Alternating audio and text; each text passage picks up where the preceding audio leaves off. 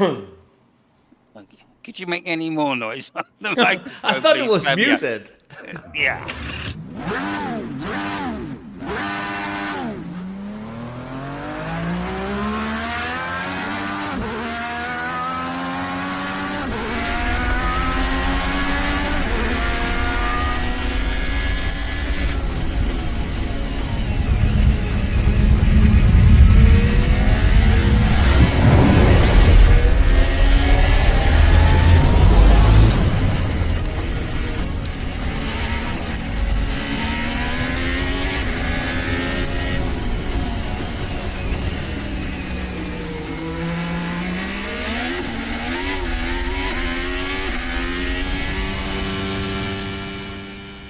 And welcome everybody to the 2024 World Formula One Championship, live, almost live, from Australia. Round 3, and as you can see, have the wheels come off Mercedes? That is the question that we will get to.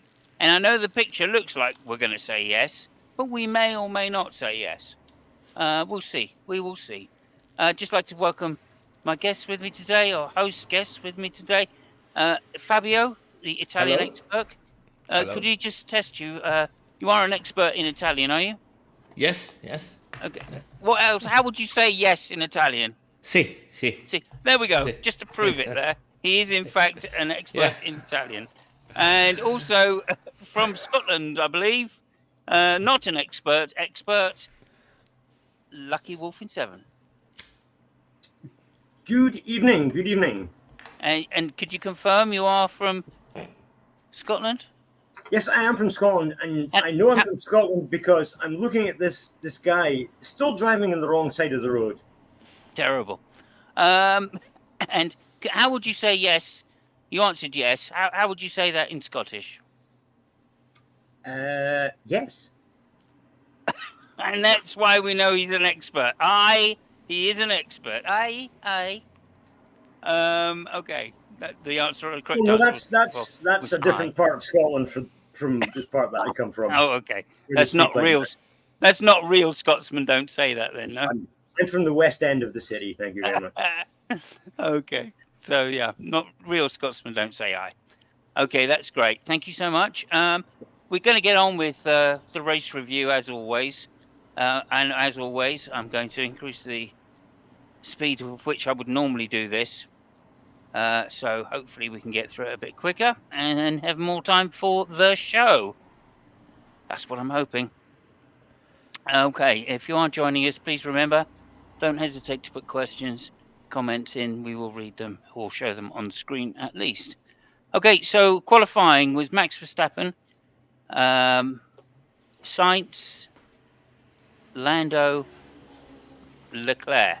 So that was exciting straight away because 2 Ferraris right up there. Also, then it was the second Piastri, and then what's the guy's name? Oh, the second Red Bull driver. Who's the second Red Bull driver?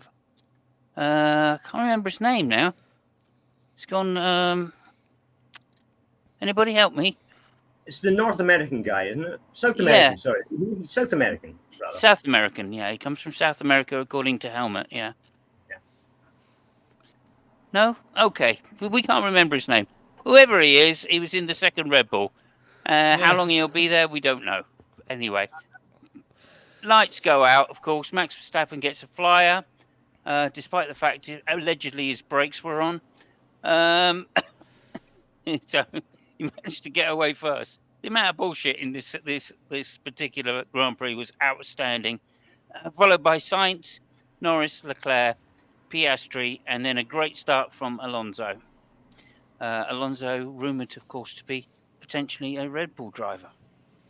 Anyway, that went on. Leclerc had a brilliant overtake around the outside into turn 9 and started to stretch his legs a little. Max eventually kept up with him nonetheless. Had a bit of a problem though in turn, 7 or something like that, on the next lap, and basically his brakes were jammed on, so he says. and then he had to pit. Even though his brakes were jammed on, he managed to keep up with the cars until it got so bad he was told to slow down. That's when the brakes suddenly really caught hold, and he actually slowed down, got into the pits. The brake drum exploded on the way into the pits, and that was done for Verstappen. One of the quite possibly 21 races that I anticipated that he would win. One of those down out of the 24. So I'm not looking good. Lucky you predicted 22 races he would win. I did. Yeah, so that's one of the two that he can't win now. So he's got to have a pretty flawless season for you. Looks like you're out of the running. And Fabio, how many did you predict he would win? I think I said 16. 16 you did I say? think, yeah. Yeah, so you must be laughing now. We put a big bet on this, by the way, guys. Probably the ownership of this channel would hang from it and get this right. Well, who talked about reliability? Who talked about reliability? Wasn't me. Yeah, It was. Oh shit! It was me. You're right. Who's got 2 thumbs and talked about reliability? Oh, okay. I'm guessing it was our Italian expert, C. Mm-hmm. Okay, jolly good.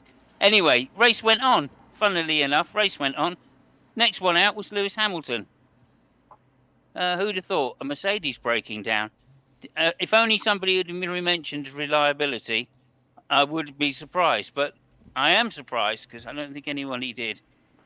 Anyway, just to carry on, lap 18, people started coming into pits. Lap 21, George Russell, Sergio Perez. Perez managing to get an overtake on the very slow Mercedes. Very slow. I say very slow Mercedes. They thought they had a better car, but no, they didn't, especially against Perez in a Red Bull. Oh, yeah, it was Perez. That's who it was in the second Red Bull. Okay, Sainz out front by quite a margin, pulling away every time from Leclerc. Then followed by the two McLarens. Then Perez out of place. Then Alonso, Russell, and then Stroll also doing his best. So you can't say fair in that. Oh, by the way, Suzuki, Tsunoda in 6th place. Very good qualifying. Very 8th place. Very good qualifying. 7th with the penalty that somebody had. Anyway, which Perez had. By the way, Perez getting a penalty for some kind of bad driving, I seem to remember, was it? Who? Perez. No, not Perez. No, not Perez. Who was it that got a penalty? I think it was Alonso, wasn't it? It was Alonso. Yeah. Okay, just checking. I'm just keeping you guys on your toes, or not. I mean, what the fuck do you do? Are you doing the recap or what? Well, I'm asking questions as well this time. Okay, yes. Anyway, okay, the race was quite boring. I found the race quite boring. I don't know The race about you. was okay. I mean, a fantastic overtake by Piastri, and also Tsunoda doing very well to come through the pack. He did drive very well, I have to say. But apart from that, that was about it. The strategies weren't that interesting. 2-stop strategy because Pirelli came with the very lightest tyres they could, and of course that meant more pit stops. So that was quite interesting until we got to lap 58 with Alonso with Russell rapidly catching Alonso. Alonso might have brake tested him. He basically, it turns out, there was a couple of extra hits on the brake pedal into turn 6. That caused Russell to catch up very quickly. Lost the downforce in the corner as he was, of course, going as fast as he could. And he spun out, crashed into the barrier, bounced off the barrier back into the road, and he called immediately for a red flag. No red flag called, by the way. No red flag called. With the car stricken across the road, they decided to put a virtual safety car out. Dumbfounding decision. No consistency, of course, by the FIA. But nonetheless, everything was all right. The next car through was Stroll. And he was warned by his engineer to slow down. And they did slow down. There was room to get by. And so that's pretty much how it ended. Alonso given a 20-second penalty after the race. And the finishing order was Sainz, Leclerc, Norris, Piastri. Norris, Piastri, Alonso, of Alonso to be penalised. So it was Perez, Stroll in 6th, Tsunoda in 7th, Magnussen 8th, No, Hulkenberg Alonso 8th, eight.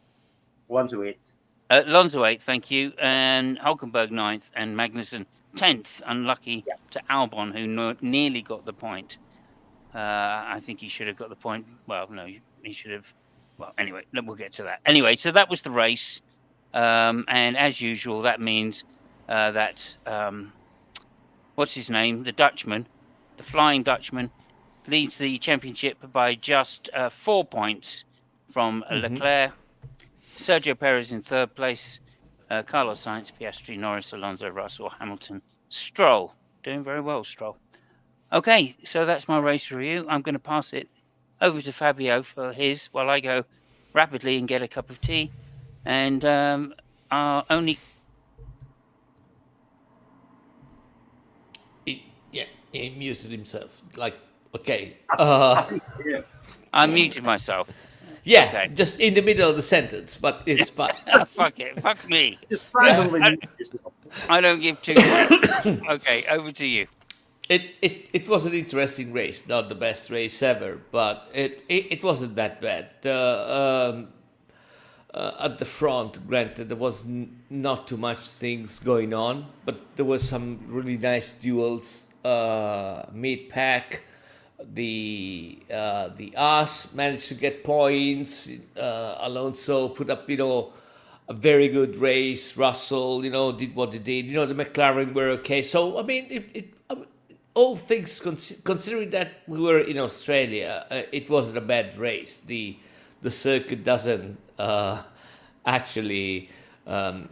It's not the most renowned for really fierce battles and daring overtakes. So I couldn't complain. I couldn't complain also because, and while he's still making his cup of tea, it was also a fantastic Sunday on wheels altogether, because we also had MotoGP and Superbike. So yeah, it was a fantastic Sunday all in all, not counting the fact that Ferrari scored 1 and 2. Red Bull suffered a reliability problem. It wasn't exactly something to do with the cooling and all that stuff, but still, something that we called for. Said, it might have happened. That car is really, it's not super extreme, but it's extreme enough that if something goes wrong, it goes wrong in a spectacular way, as we saw with Max Verstappen. So, would you say that was a parts problem, or what would you think? Is it a Brembo parts problem, or was it just something unlucky? I don't know. I have no fucking idea. I think, well, something happened with the brakes, naturally enough. Yeah. But it might have been, everything. It might have been, my suspect is the brake-by-wire system. Something Yes. didn't work. And It's an electromechanical system, of course, isn't it? No, it's electronic. I mean, it's brake-by-wire. It's the same thing as ride-by-wire. So the pedal is not directly. It is connected to a pump, but it is. Yeah, that's it what is I mean. managed by some hydraulic and electronic systems. So with it being fly-by-wire, it's electromechanical. There's an electric connection to what the brake caliper is actually doing. So if there's a problem with the caliper, it could be an issue. It could be a problem with the electronics that works the caliper. So the braking is hydraulic. So when you brake on F1, the force you apply on the braking pedal is the one which goes to the caliper. But there are other systems on that, like for example the brake balance. They intervene on the distribution of the braking force. So my idea is maybe something like that just went bad, or Sure. However, it was the brake was stuck on. Obviously. Yeah. Yeah, I mean, Bullshit. even if I'm back. if Bullshit. I'm calling bullshit on the brake being stuck on. even if the No. so I mean there were opinions on the fact that whether on the fact that if Max Verstappen didn't have the problem, Carlos Sainz would have been able to win the race or stuff like that. I mean, that actually was Perez's idea. Perez said that even without the problem, Max would not have been able to win with Sainz. I mean, I don't know. I mean, Sainz made something really heroic. You know, he was operated of appendicitis just last week, and he managed to win. So I mean, that was something, you know.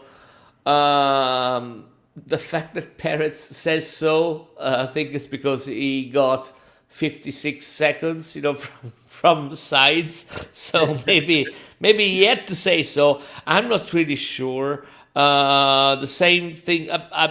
I think that when Sainz overtook Max was already experiencing the problem. So I don't know about that, but even if, you know, fuck it, you know, the guy, you know, had a problem like everybody else had a problem in some way, shape, or form, and that time it happened to him. So yeah,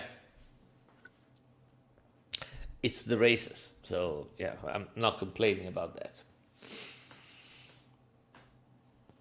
Okay, thank you so much. And now over to you, Lucky, and not an expert. What's the not an expert have to say about the race?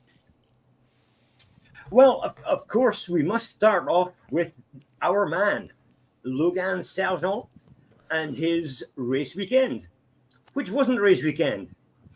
Um, Basically, what's happening in Williams is they don't have enough parts, they don't have enough development, they don't have enough chassis to run a team at the moment.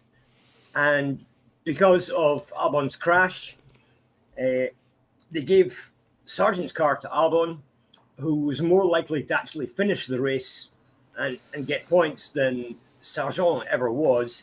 So unfortunately, he spent the weekend in the pits watching his teammate drive his car. Poor Logan. It's just not going very well for him, is it? However, we can't blame Logan for this. It's a Williams fault. They just don't have the parts.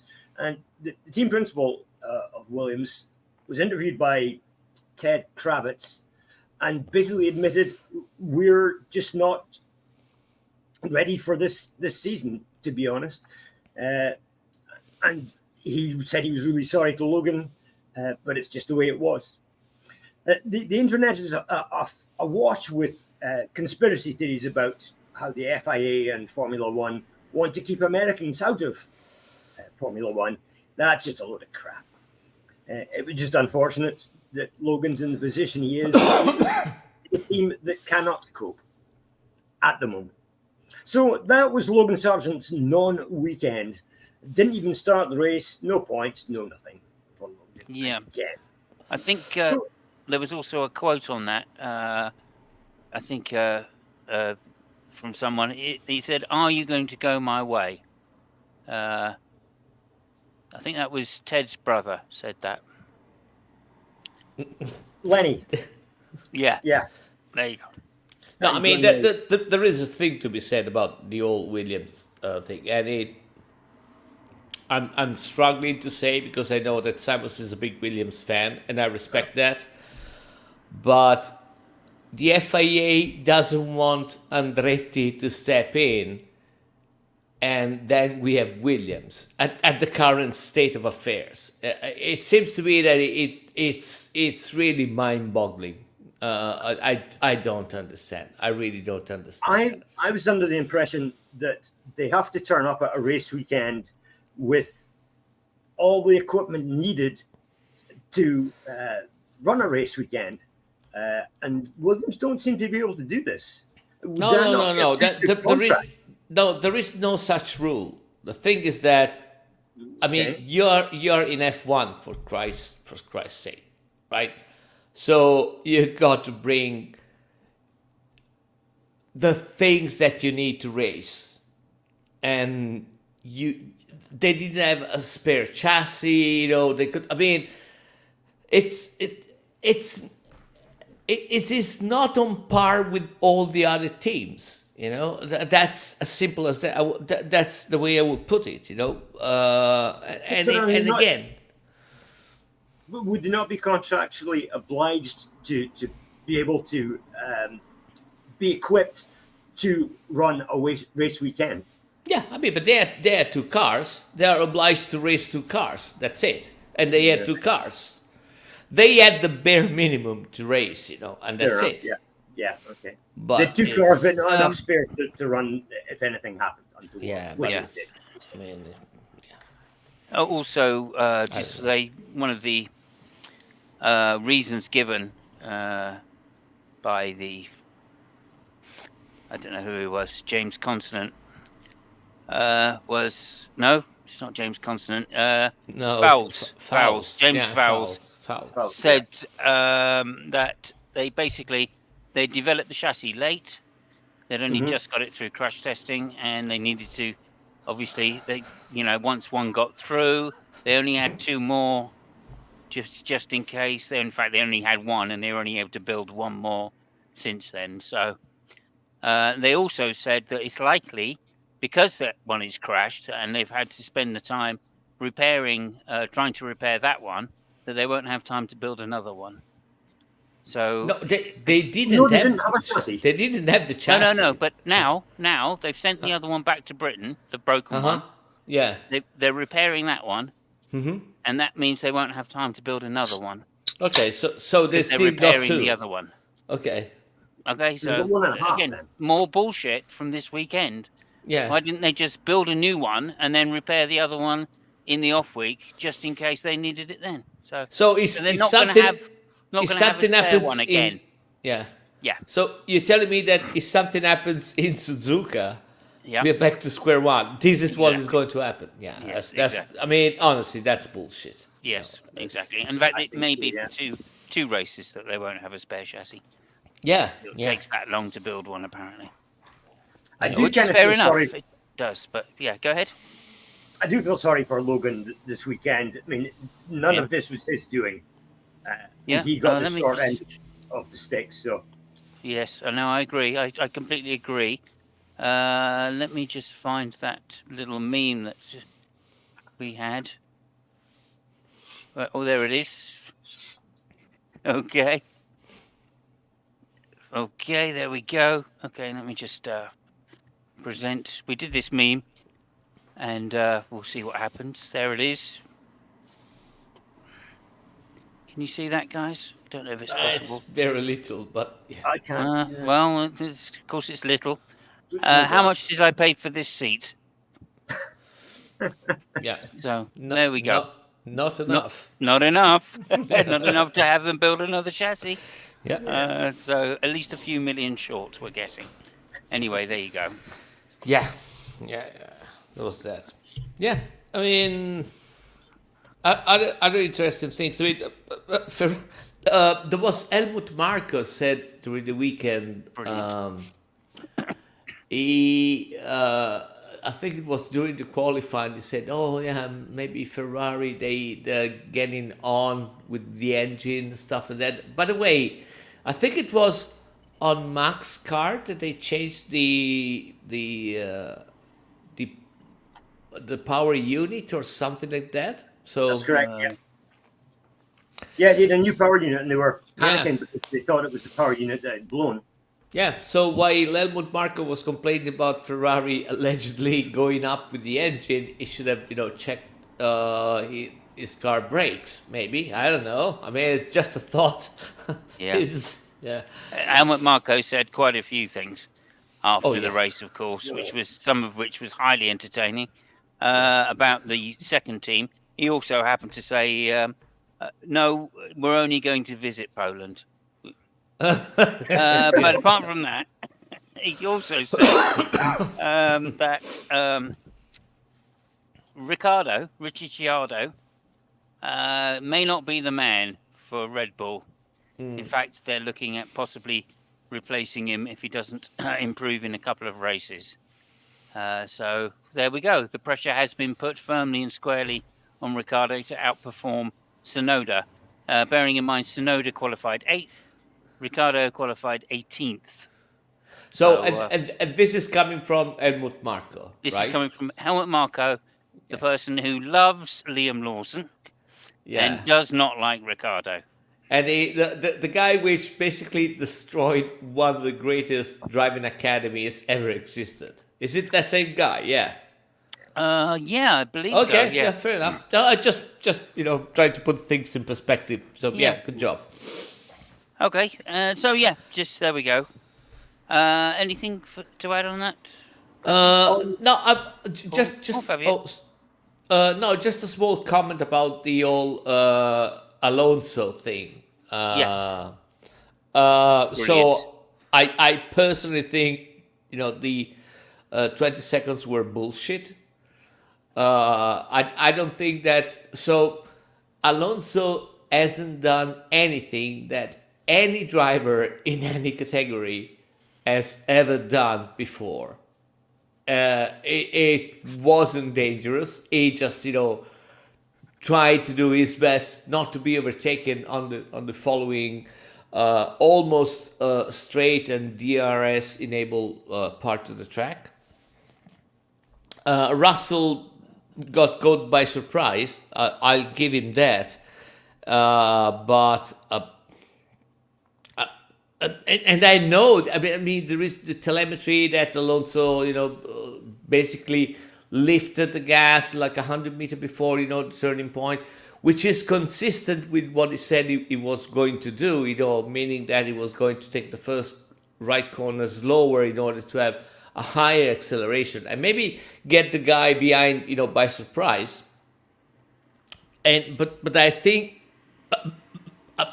again, penalizing a driver for that thing, I think it was too much. It's part of the races. That's what I'm saying. So I really don't get it. Right. Well, just to say, it wasn't just lifting. He actually did put his foot on the brake somewhat. Although they said that it wasn't much of retardation. So by that I mean braking retardation. By the way, YouTube. So the braking part is not certain. By that I mean that because I saw the telemetry and he applied the brake, but the problem with the telemetry on the brake is that they do not register the pressure on the brake. They just register the fact if the brake is applied or not. And so basically what I mean is that the moment you put your feet on the brake, even if you're not braking, it just registers as a braking point. That didn't seem to happen, It just, slowed down and he probably just put a little bit on the brake. He downshifted. That's true. He went from 6th to 5th. That is true. And then he re-accelerated. He went from 7th to 6th. Yeah. He'd been taking the corner all race in 7th. I think it went from 6th to 5th because it's a 6th. But anyway, he downshifted, which is something that he usually doesn't do. But again, I don't really see that as super dangerous move. And I understand that the consequences were bad for Russell. I get it, but. So what I'm trying to say is that you either judge things by the consequences or by the fact that you deem that dangerous. You can't have it both way. And to me, it seems that they're penalizing because of the consequences. Because stuff like that has always happened, and it happens every weekend. Yeah. So I don't know. I was really puzzled. It definitely seemed like an act of gamesmanship. Yeah. And I think that Russell, as I said last year when he had that incident with Norris, when he went off in the last lap, when he was trailing Norris, he gets fixated in the back of cars. And I think that might be the problem. What I think Alonso did was gamesmanship. And someone of George Russell's experience should be realizing this by now, that these things are going to happen, especially when you're up against somebody like Alonso. Yeah, and on the last lap, by the way. Yeah. Oh, yeah. Exactly. Yeah. So I mean, yeah, I don't know. Yeah. Okay. But I Yeah. think Go ahead. I think the penalty was harsh. I must admit, to be honest. Well, I mean, he has a history, of course. We remember the Lewis Hamilton going, he brake tested me. Of course, Yeah. Lewis Hamilton was kind of expecting it and didn't fall for it. But nonetheless, he's done it before. We've seen other drivers do it. Max Verstappen has done brake testing. Of course, another famous incident at Saudi. Go ahead. It gets done at every single race meeting at every weekend throughout the year. Somebody will do that trick, and George Russell should have realized it. Well, I don't think you can go into every corner thinking the guy in ahead is going to brake test you. I honestly don't think that's practical. No, but you can be I do think expecting if seriously, if Alonso had done more than just lift into the corner, if he'd actually braked hard enough to say take off a good amount of speed, then I don't think that. I think that would be a disgusting thing to do. When you're racing against another driver, you've got to be close to them, otherwise there's no chance in overtaking them, and you've got to have a good trust in that. The brake testing is just not acceptable. No, but in a race. But you're right. But that's the other thing. Even Toto Wolff, I think, he said that the reason why Russell got out was because he got in the dirty air of Alonso's car. So it didn't actually get into Alonso's car. No, I agree. So I agree. Yeah, I mean, I totally agree. I mean, Max, as I say, Max Verstappen has done it not just with Lewis. He did it with was it Mark Webber as well? Yeah, I mean, Lewis Hamilton did it with Vettel. I mean, anybody remember what was that 2 years ago when Alonso? What was that in Hungary with Verstappen and Lewis? It made them overtake. I mean. Nobody complained. I mean, that was a fantastic piece of racing. Yeah. I mean, when you're offline, it's a different thing, though. I do think if you're online and, like, in that situation, I mean, I'm serious. You can't, like, if this were to happen on bikes, they would go absolutely mad. I mean, it's just not acceptable to have brake testing when you're racing that close, because you have to race that close. Admittedly, it's usually done in slow corners. It's a move that people usually do in a slow corner.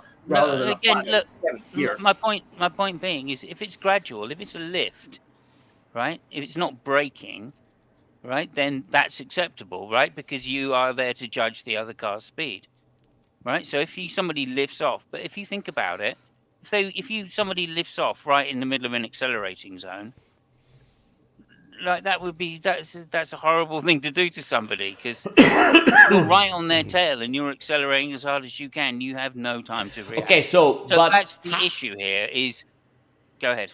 So if you're the driver in front, okay, and you decide to take that corner slower than you took before because you want a better acceleration, how are you going to be able to do that without at least lifting before the braking point? That's what I'm saying. Yeah, no, agreed. And with coast and lift and coast, that happens.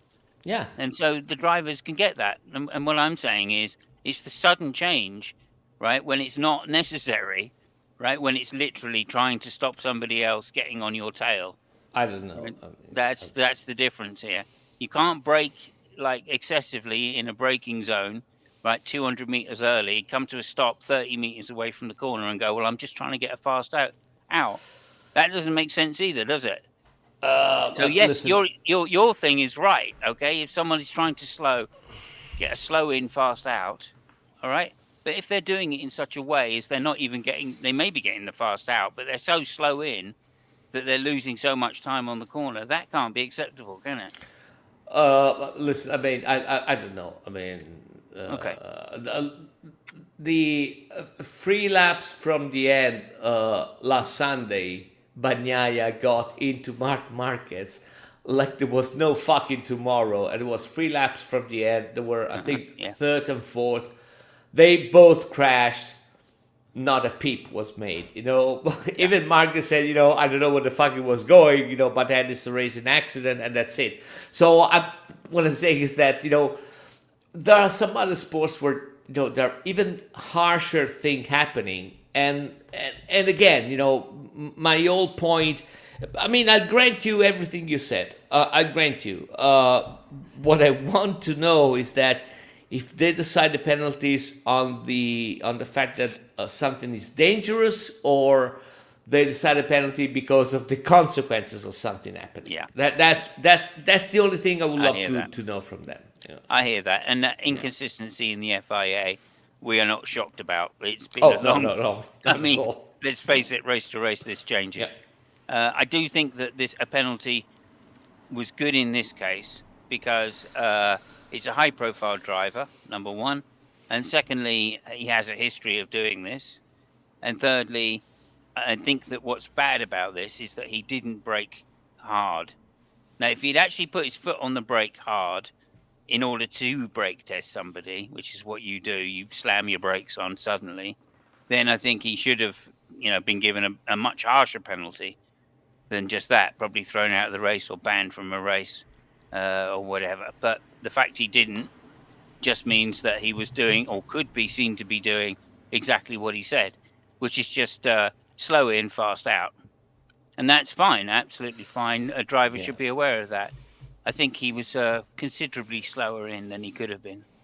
Let's put it that way. And I think that's the difference, and that's probably why they decided to give him a penalty. Is that inconsistent? Well, it certainly is inconsistent when you think of Max braking, whatever it was, 15 meters early, as hard as he could, and Mark Webber going in the back of him. Or whether you consider Hamilton's one, where Alonso braked early and literally he, in the braking zone, Hamilton was trying to swerve out the way, which he managed to do, So in that sense, both of those are, would be addressed by consistency. If there was some good consistency, then drivers would know exactly where the limits are. But of course they don't, because there's no penalty to penalty consistency. Anyway, Ferrari seems to be back. And one race, dude. One race. Well, I mean, but it's not the thing about the one race. It's all the thing about the fact that Sainz won instead of Leclerc. I don't know if you followed the Spanish paper, but it seems to me that so there is a journalist. I can't. Let me see if I can find the name of the journalist. No, I can't find. But it's a Spanish journalist who said, basically saying that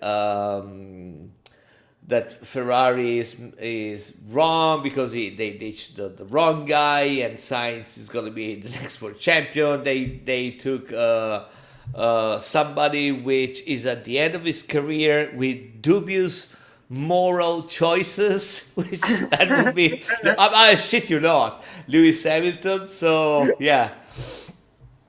I mean, I'll be the first to say that what Carlos made last weekend was really something that belonged to another era. I mean, it was still under the operation. By the way, Norris said that before he's going to have his liver, I think, operated. They're gonna operate something on him just for the sake of it, because if that was happening, he's going to go through any kind of operation.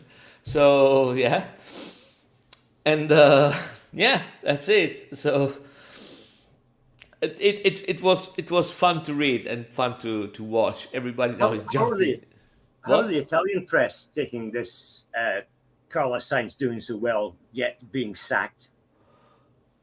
I mean, listen, the Italian press doesn't really, have an opinion about that. They're just saying, I mean, Carlos is making a good season so far, and we're waiting for Lewis Hamilton to come.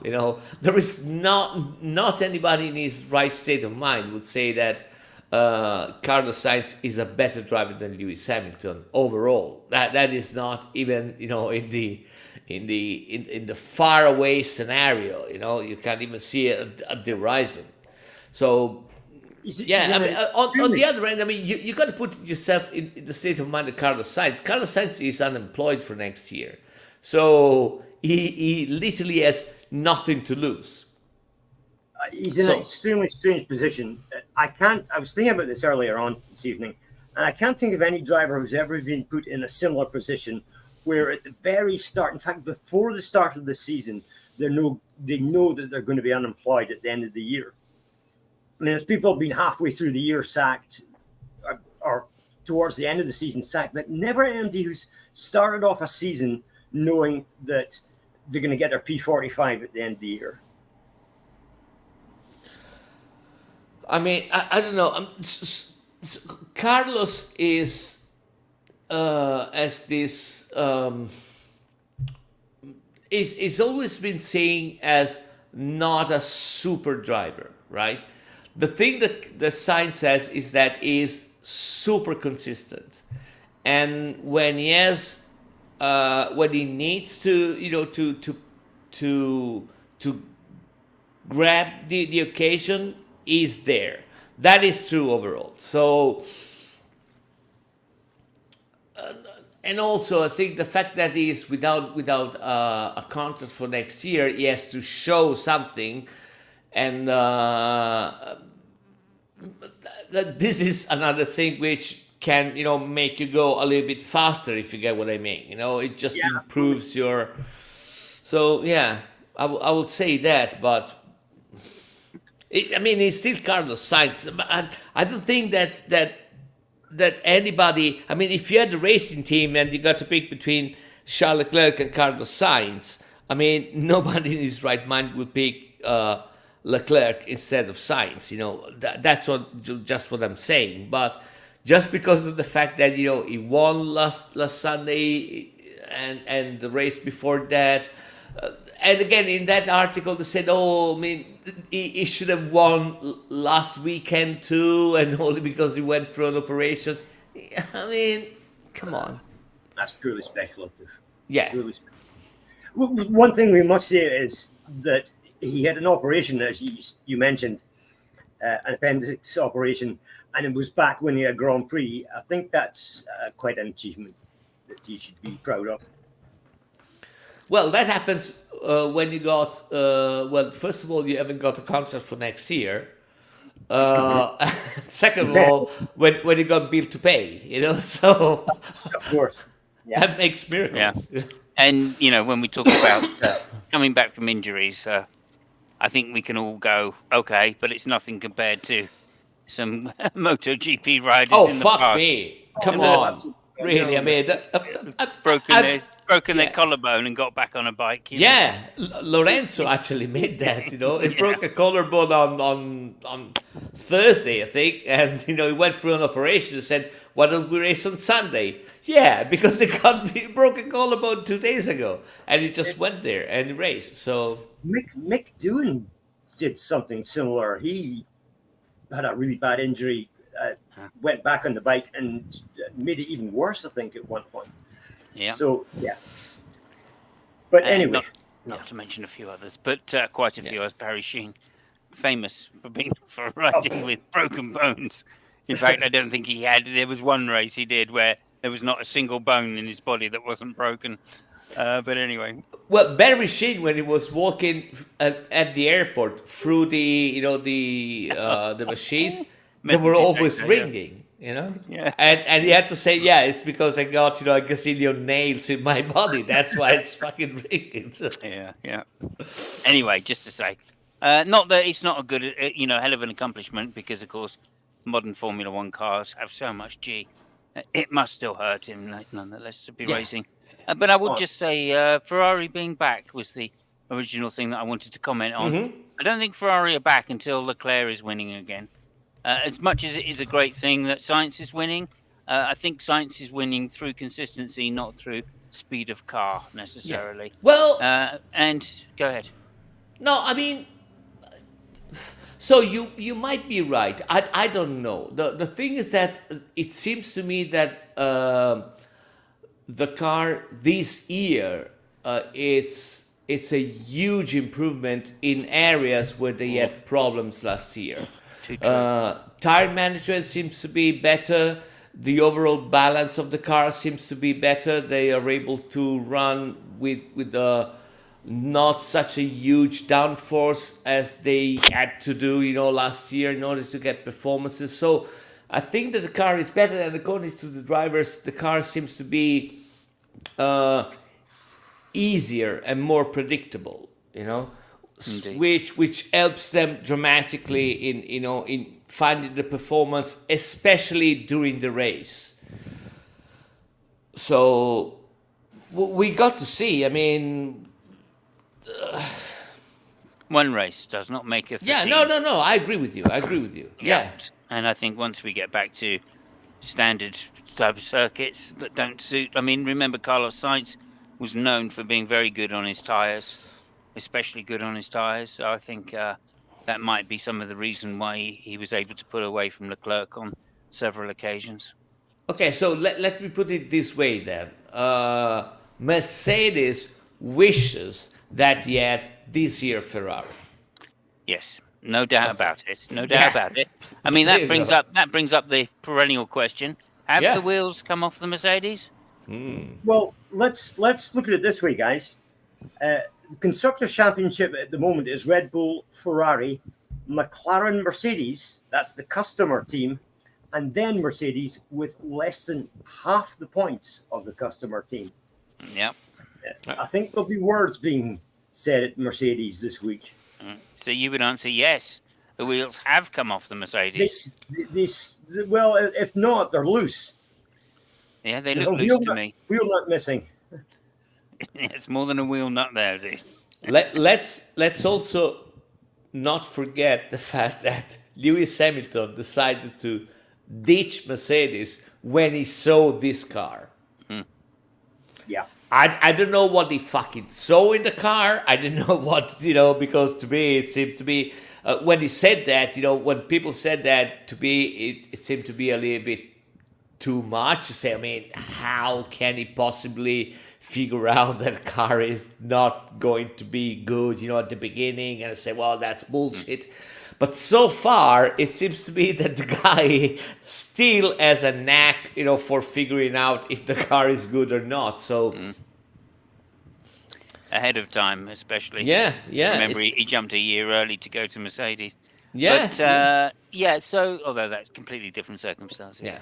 However, I do think, I honestly think that he either did it through the simulator, got in the simulator and went, no, this car's got exactly the same problem as last year. And if that's the case, I don't want to be here anymore, because they've said they fixed it last year. They didn't. They said they fixed it this year. They haven't. So let's do it now.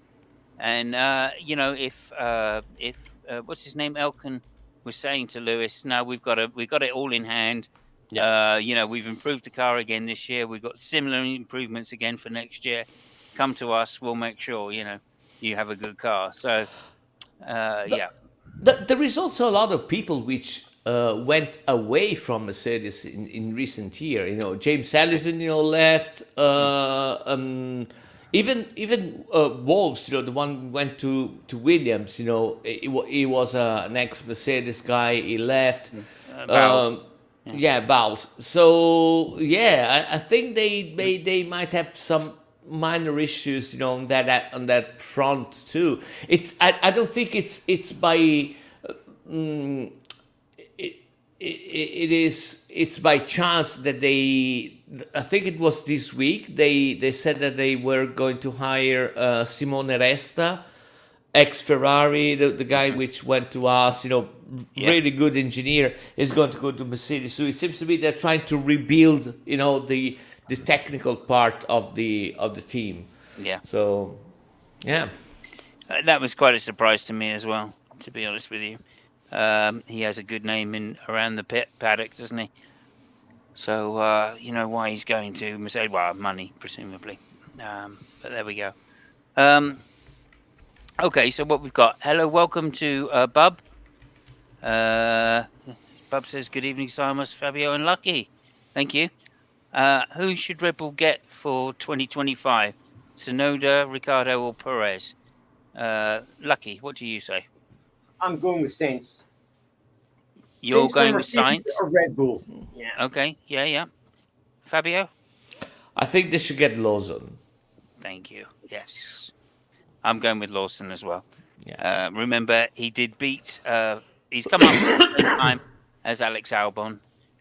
They've been pretty on par. And in fact, in a like for like cars in that DTM series where he drove a Ferrari, I don't think it was a DTM, was it? It was GT cars. Yeah. Yeah, it's DTM's GT cars now. Okay. GT3 cars. Yeah, so he beat, I mean, hands down, he beat Albon in that year. So yeah, for me, it's Lawson. It's worth it giving him a shout, especially as it is, of course, the second team. But there we go. That's ours. What do you think, Bub? Bye, Bub. I'm going with Saints. I'm going with Bub, Saints. he says, but Fabio says Lawson. Yeah. And what do you think? No, sorry. I just sorry. Yeah. So I just want to say that Red Bull right now would be in a very good position to add a young driver, like Lawson and stuff like that, because I mean, Max Verstappen is not anymore the rookie. He's an established, he's a two times world champion. So now they need somebody to grow inside the team, and I think Lawson would be fantastic. Okay. Bub says Senedo. Senedo. I like it. The answer's good. If only he was as fast as Sonoda. The reason I'm talking about Saints is because Red Bull, as we've been saying for the past few years, are desperate for a steady driver who knows the ropes and can play second fiddle to Verstappen. And that's what Saints has been doing with Leclerc for the past however many years. No, but you have a possibility. You have a very good point with Sainz, especially because of the fact that, up until 3 or 4 weeks ago, it was almost a given that Sainz was going to go to Sauber, which was eventually going to become Audi and all that stuff, which is a good project, it's something that you want to be part of. But given his recent performances, and if he keeps, driving well as he did, the last races, is gonna be really appetizing even for a top tier team. So there's gonna be Mercedes or Red Bull. I mean, Mercedes more than Red Bull, they have a seat for free. And Carlos Sainz is not exactly a youngster, so he needs to. Lacking any other occasion, the Audi project is good, but if he has the chance to step into a Red Bull or even a Mercedes, I think it's going to be good for him because he's not a youngster anymore. He has to consolidate. Okay. So Bob says, "I don't want a second fiddle. Let it be war." So yeah, I think Sainz would be good for that. Even though I'm a Verstappen fan. I didn't know Verstappen played fiddle, by the way, but if I understand what you mean, I think anyway. I'm not sure that the Verstappen family would allow for an all-out war driver to partner Verstappen. I don't think that would be allowed. I think Red Bull have too much invested in the Verstappen name at the moment. Yeah, just to point out, there have been rumours from the Horner side that he's looking to sign Alonso, who, if anybody knows about Alonso's history in team dynamics, would be fucking brilliant. Yes. Can you imagine Christian Horner on the radio saying to Max Verstappen, "Fernando is faster than you. Fernando is faster than you." Well, for a start, that's unlikely to happen, but only because whatever. But just to say that when Alonso gets his elbows out, I don't think there are many other people that can eat at the same table, let alone get past him in a racing car. And he's still damn fast. The thing with Alonso like for example, I don't know, maybe Lewis is is different because he won way more than Alonso, that he can Quick comment. Sorry, yeah. I would be happy with Alonso. Anything is better than Perez. You know, Yeah, I Don't think mean, we can argue with that. yeah. now I would really love to see Alonso in Red Bull, just to put that comment that you just said, Bob Elvis, in a couple of years from now. See if you still believe that. Because Alonso is a real racing animal. He doesn't really care if the car is fast Yeah. or not. He just goes fast, and he doesn't give two fucks about who is behind him, who's ahead of him, what he has to do. Right now he is the racing driver. So Yeah. Agreed. yeah. Lucky, what do you think? Oh, absolutely. Alonso's probably the best racing driver out there. Um, as far as experience goes, there's no doubt about that. Yeah. And within a team dynamic, he's shown himself to be certainly very compliable to the ways of the team and what the Well, team of wishes. late he has, yeah. I mean, it didn't used to be like that, but certainly in his recent comeback sort of driving, he certainly seems to be more compliant. Quick comment: F1 is way too civilized at the moment. Oh, it's totally in right. Bub's opinion, and that's absolutely. It's totally right. Absolutely. That's that is one of the reasons why I said that Alonso being penalized is bullshit. Because it's still civilized. Come on. Yeah, fair enough. I mean, I like the idea though. I do like this, like counter rumor, shall we say, from from the Horner side, of saying, well, yeah, if you think you're going to put someone like Tsunoda into the car, which Helmut Marko said Tsunoda is looking very fast. Yeah. And he's warned Ricciardo that his job in the main team is not necessarily secure here. If he doesn't improve himself, he's probably going to get dropped from RB. And if that's the case, then for the Horner side to put out, well, actually, we're thinking of getting Alonso anyway. So fuck you. This is why I think that Christian Horner, and I said it before, I think right now is the best team manager there is ever, because just the balls to say that. Fuck if it's true or not, Yeah, and if it isn't true, it's even better, because he just made it to spite the other guy. So you know what I'm thinking, really? Yeah. I'm thinking about Alonso. Yeah, how about them apples? Yeah. No, if you're going to threaten to leave, Yeah. who gives a shit? You're Yeah. just some monkey in a fucking race suit. Right. Oh dear. Anyway, Yeah. there you go. Right, so we do need to move on, and Yes. that was basically our roundup of what happened at the weekend. Melbourne, okay. Was it Melbourne? Yeah, Albert Park. Yeah. Albert. Yeah. Can we get back to Adelaide? I saw the Classic Grand Prix there the other day. Did you see that? And No. it was amazing to see curbs that size. Was amazing. Not that we could ever go back to Adelaide, but nonetheless, just a quick reminisce of the circuit and how good some of those races used to be. Was good. Hello, Floyd. Welcome. Good to see you. This is a Formula One show. We're recapping the Australian Grand Prix. I really appreciate you coming by. Please don't hesitate to like the stream. It helps the algorithm and all that. And I say thanks for clicking on the link. Really appreciate it. Yes, and everyone, welcome, Floyd. Thank you. Yeah. Okay, so just to go on, we're now going to do the F1 myth or quiz. Is it a quiz? Is it a myth? Is it a myth or a quiz? Or is it a quiz and a myth? Yes, it's a quiz and a myth. And first of all, we're going to go over to the question, the quiz part, and we're going to go to Lucky. Over to you, Lucky. What's the question this week? Okay, so we're already into round 3 of this year's Formula One Trivia Intercontinental Challenge. The scores at the moment are 1 apiece. So it's a fairly simple question, but let's start off by saying that the Price is Right rules apply. Okay. Jesus Price is Christ. Right rules apply. I don't even know what they are, Lucky. I'll be honest with you.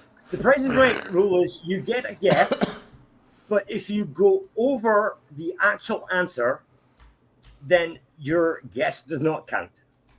Okay, so you've got to be under rather than over. Okay, Yeah. gotcha. That's correct. Yes, indeed. Okay. Okay. So, Mr. Fabio, there'll be no Price is Right rule claims at the end of this question. Okay. The largest winning time in a Formula One race happened in the 1958 Portuguese Grand Prix. Sterling Moss beat Mike Hawthorne by this amount of time. What was that amount of time? Now, I'll give you a heads up. He won by 2 laps. What? He won by 2 laps. Oh, okay. So What- Portugal, where- 1958, 2 laps. Okay. Where gotcha. was it? You said? It was in Portugal in 1958. It was Sterling Moss beat Mike Hawthorne. So that would have been Sterling Moss in a Mercedes and Mike Hawthorne in a Ferrari, I would think. Okay. I would say 4 minutes and 50 seconds.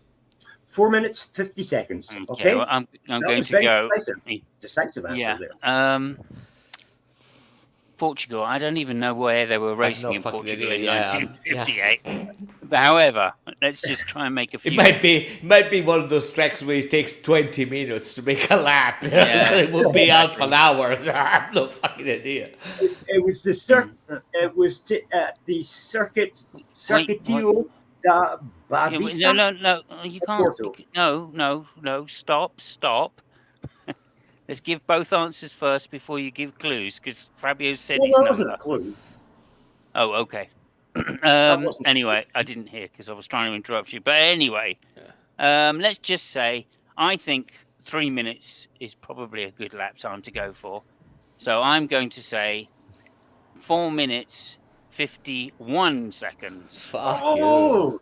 oh, Fuck you. that's gamesmanship if ever there was such a thing. That's what we like. That And Bob was a Elvis, very shitty move, but yeah. by the way, Bob Elvis says 4 minutes. Yeah. Oh, I'm shocked and appalled Yeah. by the conduct of Sterling Moss there. Okay. By the lack of sportsmanship. Yeah, Are you exactly. shocked and appalled? Yeah. Unbelievable. should. You guys are unbelievable. The next time he says, I'm Sterling Moss, Mr. Yeah. I'm not saying it We'll anymore. remember 'Cause this. I've given up. We're playing Price is Right rules. Okay, let's play them. Okay, go ahead. Anyway, what's the answer, please? Right. Because we do need to get on. The answer was something. Yes, I good. can't fucking remember. Thank you so much for What it that. was. Well done, everybody. Thank you. It was definitely an answer. Yes. The winning margin was 5 minutes, 12.75 seconds. That's 5 minutes, Wow. 12.75 seconds. So, Simon. So yeah, he won. I mean, Samus Simon's won. gonna get the point Yeah. because he was one closer. Yes. Thank you. That's what Yeah. that's With what his winning good margin is in sportsmanship. Formula One. Yeah. With his excellent sportsmanship answer. Thank you so much. So Thank you after so 3 much. rounds, that's Fabio trailing with 1 and Simos slightly ahead with 2. Wonderful. Thank you so much. Okay, now on to some myths. And this week, Bob, we've got 2 myths for you to be interested by. And they are, firstly, one is going to come from Fabio. Do you want me to share? Or should I just put them Okay, up no, myself? let me share so that I mean, I'm if very- you, I can it's do it. okay. I mean, I don't care. So it's 3 pictures, and if you want to share it, you start from the last one, and then eventually you go to the second one, the first one. I mean, you can do whatever you want, just Okay. while I'm talking. Oh my It's God. scripted, so yeah. You share it. You share it. I've got reasons. Okay, hold on. Yeah, Sorry, because I got sorry to do that. now. I'm very disappointed that we didn't use our jingles this week that we paid so much money for. He We did. actually I did. used I it. did. I did yeah. a jingle. Yeah. Did you? Okay, let me. Yeah, I did. It was. I re-recorded it this week, Oh, Yeah. so it was an Okay, original. hold on a second. It's there. If you go back, you'll see it. okay. We're just making time for you, Fabio. Really. Yeah, We're talking yeah. jingle No. talk. This is okay. I've actually done a jingle for the halfway point for this very occasion. Oh, Okay. brilliant. Yeah. So Okay, it's a so myth.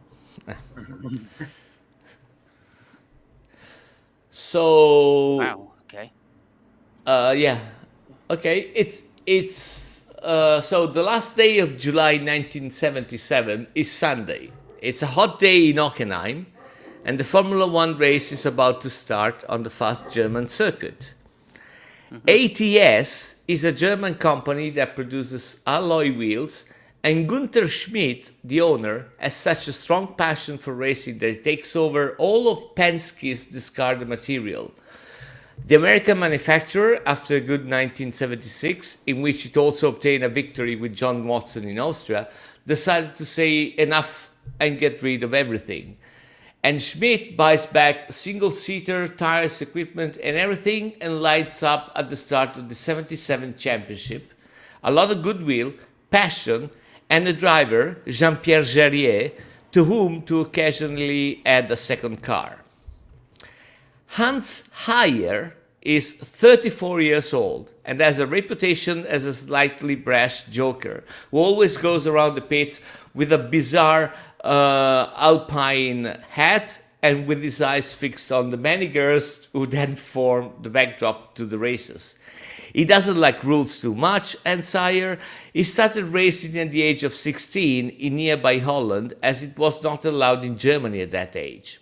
He comes from a humble family of workers, and he himself started out as a mechanic. His one is a dignified career in touring car races, important but minor compared to the lap that counts. His dream is to race at least once in Formula One. He is inexperienced with all that power, good Hans, and the ATS isn't exactly war lightning. Jarier, who is a mastiff and is nicknamed Godas de Plomb, lead shoe, flies and places him in 12th place on the grid.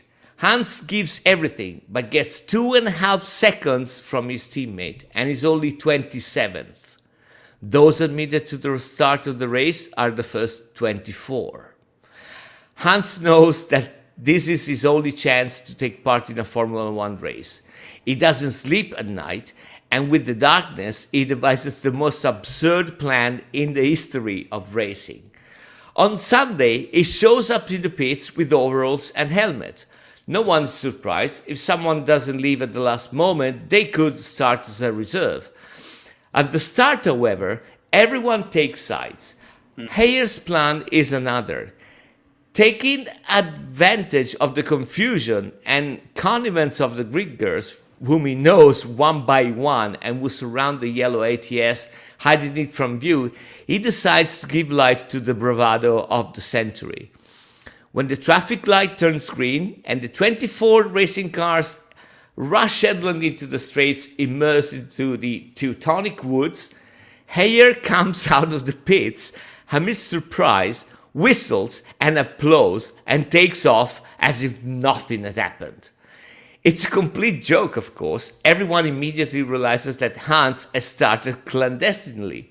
However, the case is so unpredictable that the race direction doesn't know how to behave. Before the disqualification is decided and ratified, Hans Heyer manages to complete 9 laps and climbed up to the 19th place. Not only that, even before they stop him, the old Penske takes care of her, whose gearbox breaks down to put an end to the romantic enterprise. Hans Heyer is banned for life from Formula One, but smiles. It was his only chance, and he not only managed to start, but also to go down in history as a more unique than rare case, despite completing just 9 laps. With the Alpine hat and a naughty smile, he goes back to the minor competitions. It's another record. He participates 12 times in the 24-hour Le Mans without ever completing it. And there we go. Thank you so much, Fabio. Hans Heinz? Did you say his name? Hans Heyer. Higher. Okay. Heyer. So yeah, great. And So the only guy which took place in an F1 race without being admitted to. He just started from the pit lane and said, "Fuck it, I'm gonna do it." Beautiful. why not? And why not? Because And why not? Yeah. you can get away with those backbone races. And they didn't know what they were. Well, yeah, anyway, a different era, shall we say? Yeah. Well done to Heinz. Okay, and thank you so much for that. Are you still there, Bud? If you've got any comments on that, please let us know. Over to you, Lucky, for your myth. Wait, It's a myth. Sorry, I was just doing the. I wanted to ask a question of Fabio there. That race or that year, would I be correct in saying that there were around 30 odd cars that would try to qualify for the race? Yes. And there was only 24 allowed to start. Is that correct? Yes. More than 30, by the way. Yeah. It was more than 30, was it? More than 30. Yeah, 1977. I can't remember. There was a 1976, you said, but yes. No. In 1976, it was when Penske retired, and ATS bought everything and showed up in 1977. Yeah, Bob says nice myths, by the way. Yeah, okay, interesting. 1977. That was, of course, James Hunt's year, wasn't it? No, he was 76. He was 76, of course he was. Yes. I keep forgetting how old I was. I can't believe I first started watching the Formula One when I was 11. Terrible. I would be a Hans fan in F1 today if he was in. Yeah.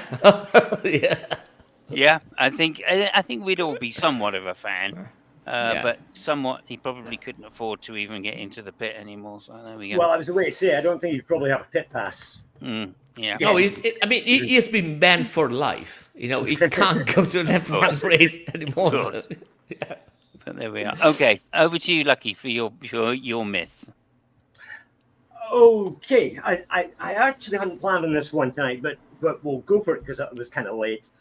If you notice, I put up 2 videos in the chat. Yeah. Do you want me to play them? Well, let's. I want to do them in order, but let's set the scene first.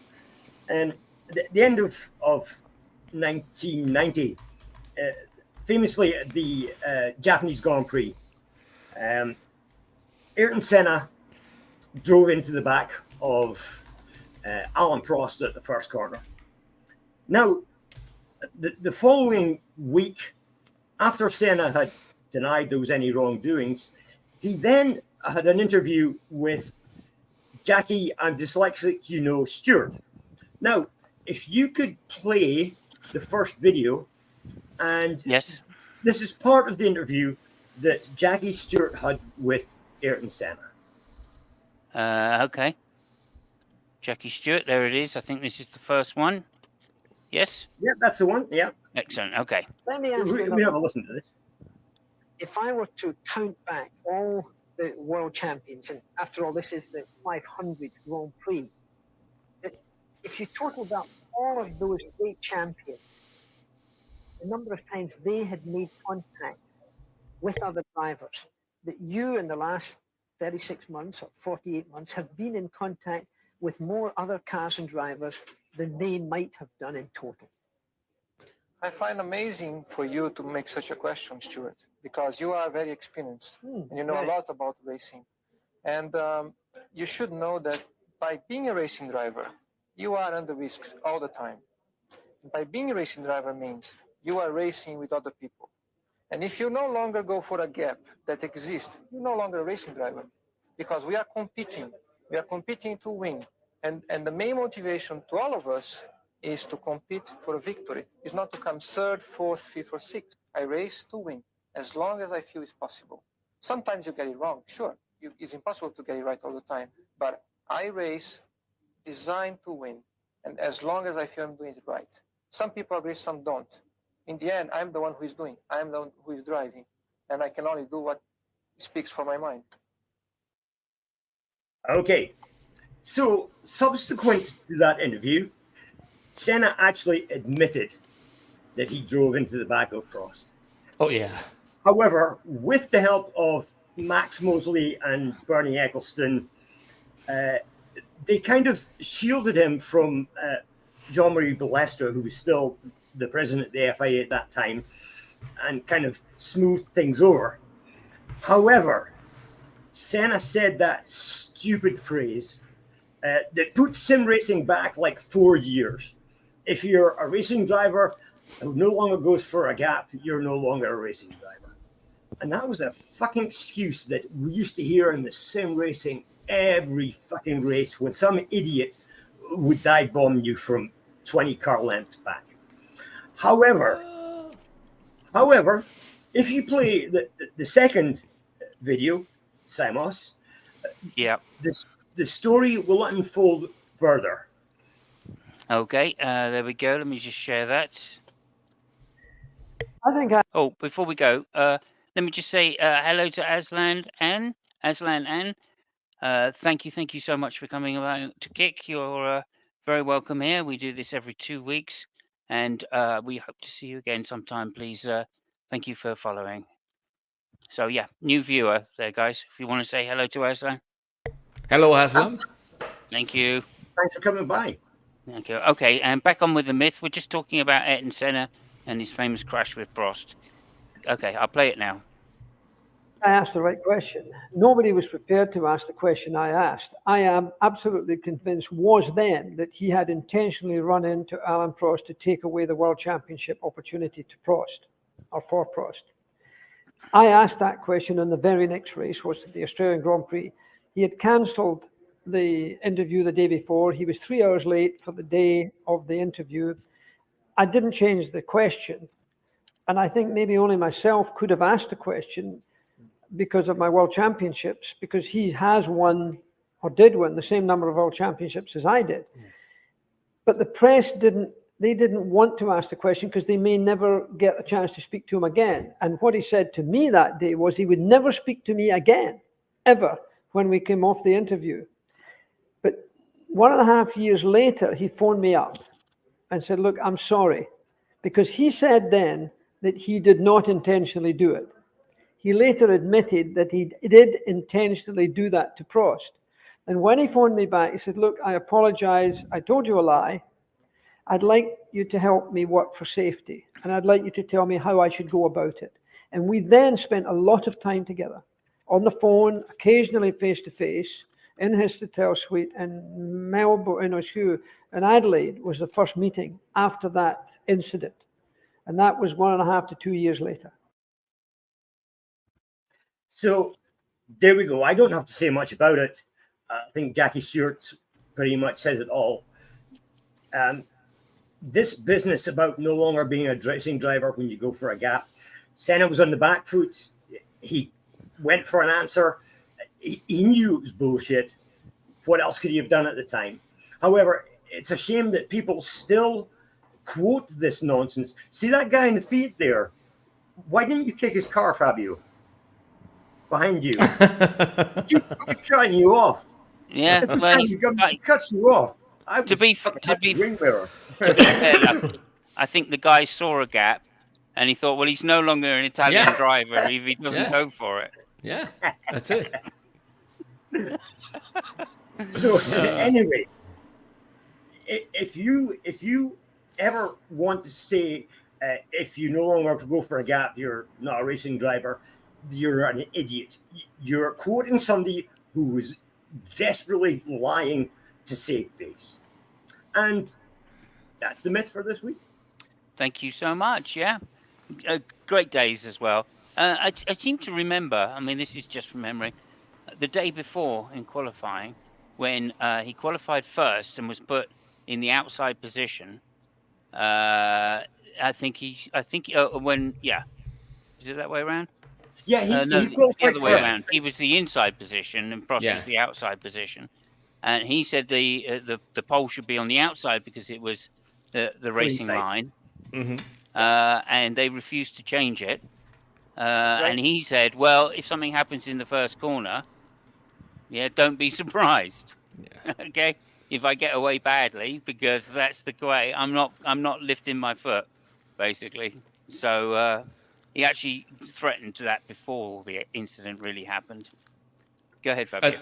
No, I mean, what can I say? The funny thing is that the interview he gave is actually better than what he actually was going to do. What I mean, because he said, as a racing driver, if you see a gap, you go for it, which I understand. I'm totally with him. I think he's right. What he didn't say was that, listen, if I have to win a world championship by smashing into another guy, I'm gonna smash into another guy. That is not so okay. But saying, if I see a gap, I go for it because I'm a racing driver. Yeah, totally. I totally agree with the guy. Yeah.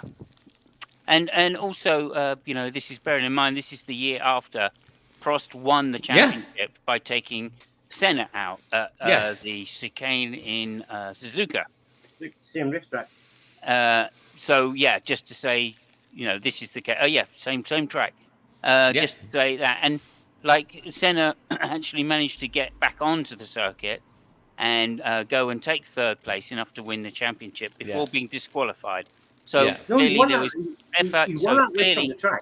so clearly there was FIA appropriation of the rules there in Prost's favour, right? And that's what Senna was really upset about. Yeah. Yeah, that was the case. He actually, if you remember, he knocked the front wing on the McLaren when he hit Prost, came into the pits, and then he went chasing after one of the Benettons. I can't remember who it was that he chased after, and eventually caught past and won the race on the road. However, I think it was Nannini. That's man, well done. Get an extra point in trivia for that. Well, yeah, there you go. I should get a point. Yeah, fuck absolutely. The 4 minutes 51 seconds. I should get a point for that. Just moaning whatever I say, you guys are going to moan. I think the harshest part of that was, I mean, they took away the win from Senna and the championship that year, but then they threatened to take away his super license. They fined him a load of money. No, he actually, I don't know about the license or not. I think that so Balestre did try to do that, but it was never had the power to do that. What happened was that there were some weeks where Senna was seriously considering to quit F1. So that was the thing. But anyway, comment here, gentlemen. Comment here. Fabio, could you do bikini bow fishing in the background next time, please? It's gonna be hard, but yeah. So you have to be on the bike or off the bike for that. Yeah. I don't think it makes any difference. I think the bikini is the key point, really. It's the bikini part, yeah. Okay, look, thank you very much, gentlemen. Is there anything you wanted to say before we finish, Lucky? No, not at all. Okay, thank you for your question. It's nice to hear the other story this week as well. Good. I'm sorry I chose 451. If I'd known it was going to be a problem, I would have chosen 452. Yes. Of course. So there we go. And no, okay. So do you really want to know what's the only thing is that we were even, and he went with me first, because if you were ahead, he should have asked you before me. But okay. I don't see why that follows, but okay. Well, it follows because I would have said 451. No, you would have gone lower because you thought 450. So if I'd said 451, you would have gone 450. No, but if you went first, you said 451, I would have said 452. You know what? So. Oh, I see. Yeah, you weren't guessing 450. Okay. Whoever guesses first is at the disadvantage. Yeah. So okay. next time it'll be me then. Yeah. Indeed. Yeah. Mike Crack says, this smacks of Stroll versus Alonso. So there we go. He's commented on our quiz. I don't know who he thinks Alonso is in this, but okay. Yeah. I don't know if you guys have seen this or not. However, if you go to YouTube and type Daddy's Cash, that's Daddy's belonging to Daddy's Don't do this, by the way, people. We won't be responsible for anything that Lucky says. Yeah. No. There's nothing. There's nothing untoward with it. This is where However- usually everything has gone okay, and this is where usually Lucky says something which fucks up everything. But yeah, go ahead. No pressure. Yeah, I don't think we're going to let this one go. So thank you very, very much, everybody. As I said, if you type in Daddy's Cash Yes. and in Yes. YouTube, so it's got to be all above board with YouTube. you will find a very interesting video about Lance Stroll. That's Okay. Daddy's Cash. There we go. Daddy's Cash, Lance Stroll. Yeah. Okay, thank you so much. Yeah. And we will see everybody. When's the next Grand Prix, gentlemen? It's in It's Japan, and I in a think week it's and a half. next week. Yeah. Oh, wow, that quick. Okay, well, we're in Australia, so we will see you all 57th next month. week for the Suzuka Grand Prix Roundup. Thank you, Bub, for joining us, and Yeah. we'll see It's you gonna again soon. be Easter, but we had a resurrection, a week before with Ferrari. So there you go. There we go. And maybe, or is it we're going to have a crucifixion with Perez? Yeah. I don't know. We don't I know yet. I don't know. Okay, we'll see you all next week, though. Bye. Okay. Bye bye. Take care, guys.